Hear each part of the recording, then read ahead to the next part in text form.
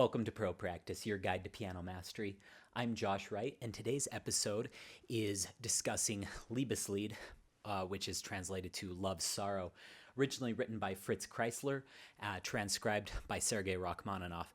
This, along with the Chopin Nocturne Opus 9 No. 2, which I'll be covering in the next tutorial, have been some of the most popular requests of all time in Pro Practice. And I never learned this piece until recently, so I've been working on it for probably about 2 months now, maybe a bit longer than that, but just finished memorizing it a few weeks ago. I wanted to perform this on an upcoming concert where I'm going to be doing many different transcriptions, so it worked out really well, timing with quite a few requests that I've received this year for this piece. If you're not familiar with it, I'll just play a few bars.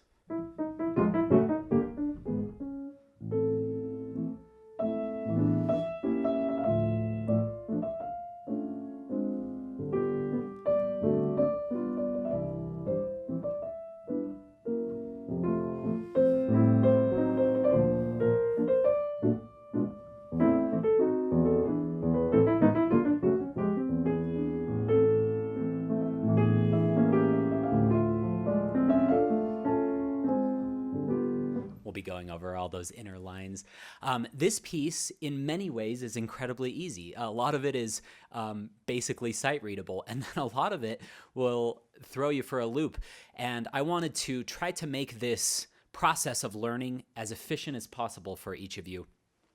By giving you the fingerings that I kind of experimented with and finally came to a conclusion with what the best fingerings were that I found, especially in this middle section.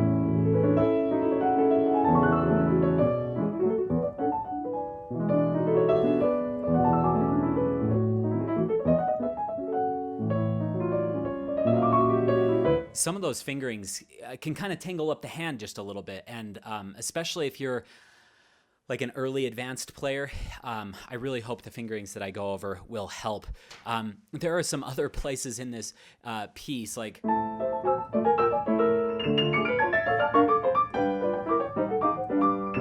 that are still a little bit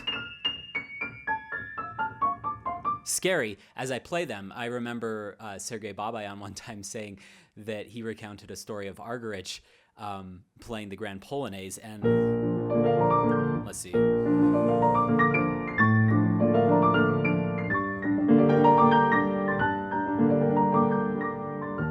And Zimmerman was in the audience, and she's like, "No, you need to leave because I'm apprehensive about those sixth."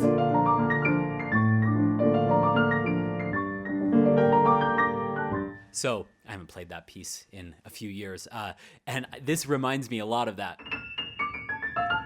It's kind of a finicky little passage, so we'll be going over that. Also some fingering for the cadenza in order to get that nice and fluid.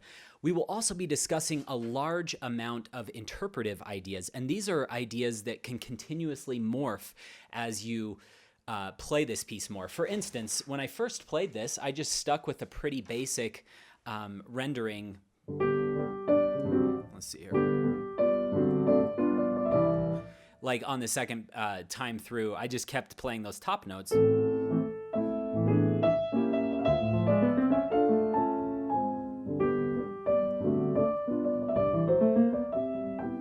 But as I listened to more recordings and experimented more, I just grew to love some of these inner lines. To the G sharp, G, F. And then maybe I'm a little crazy, but I loved C sharp, C natural, B.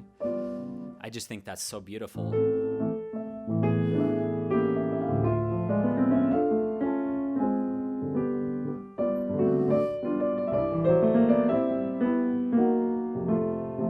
So we're going to be going over all of that as well. So let's just dive in and get started. One thing that I notice a lot in Russian music, and I had a expert teacher, very famous teacher here in the U.S., in a master class I was watching, say that it had something to do with the way the Russian language is structured. So if any of you Russian speakers on here could verify this or not, maybe this was just a specific example.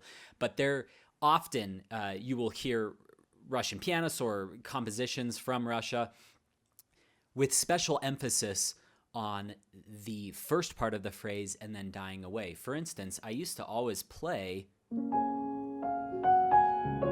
to there and then die away. But as I took some lessons with Babayan, he said, have that be a little bit more there.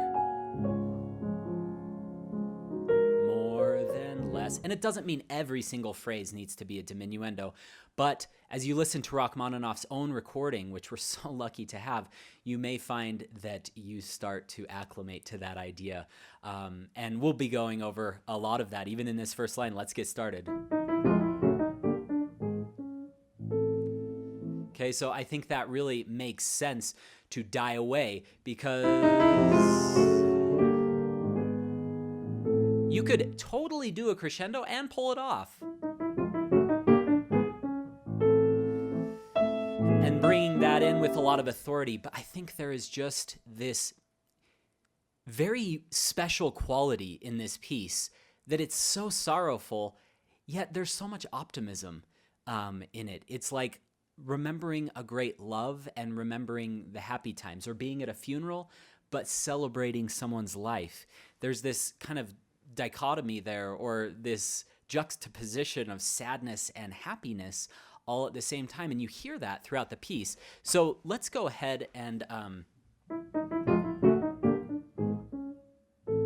so fingering, I would use 4-3-4, or you could use 3-2-3, whatever you prefer, and then 5-1-4, 5-1-3, 5-1-2, 5-1-2, 5-1, and then substitute to a 3 there for the tie. And then I have a tendency to do 4-5-4. Those are not the most comfortable things to learn how to do, but if you get used to the slight rotational element of that, it can work. If your hand just does not like 4-5-4, then you can do 3-5-3. But it is a little bit more of a stretch. Okay, pedaling, no pedal, and then pedal off. And then I put my pedal down there, change off, pedal back down, pedal off. So I have a tendency to come off on beat 2.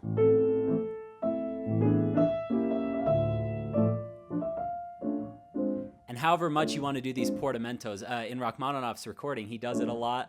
I've also heard some recordings change, do it like that. So it's up to you.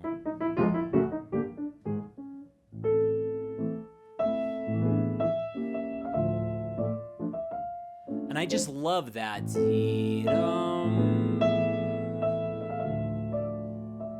To be one long sigh, really conveying that sorrow. But again, these harmonies, even though it's minor, there is some optimism in there. Okay? Enough of my talking. Let's play for a little.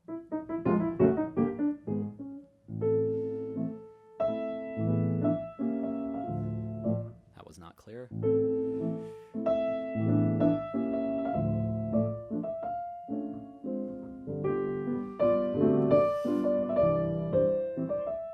Maybe a little less this time.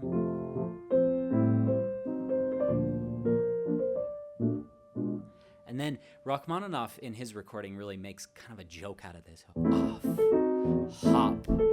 But don't do so sharp that it stabs you, that it's just yum.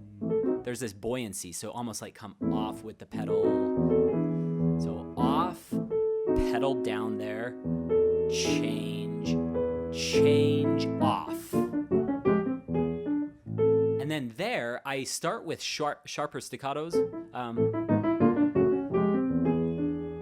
And then I kind of go into longer staccatos, portamento almost, and then at the end, that G sharp, I personally like to connect into that A. I think that's a nice little effect that will then bring the middle line that you're about to voice to the G sharp, to the G natural, to the F.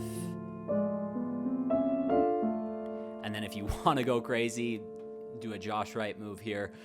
C sharp, C natural, B.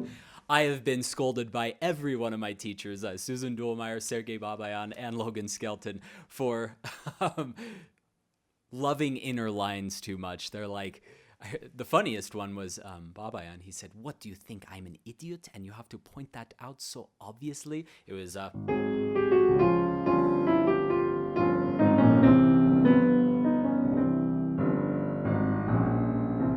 mean, because Chopin's just dee-da-da-dum, be-da-da-dum, ba-da-da-dum, repeating that 3 times. So I did top line, middle line, lower line.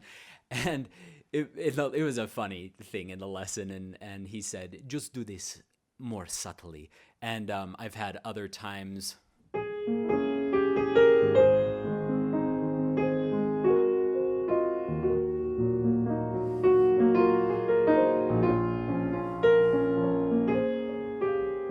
It's almost like a different piece in that 18th variation of Rachmaninoff. I just love those inner lines so much. So take it for what it's worth.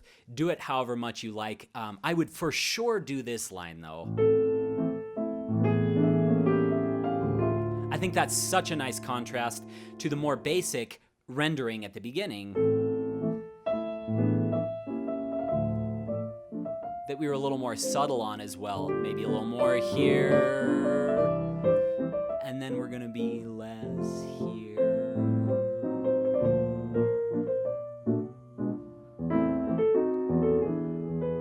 And then come in a little more boldly with that line. That will allow you room to diminuendo.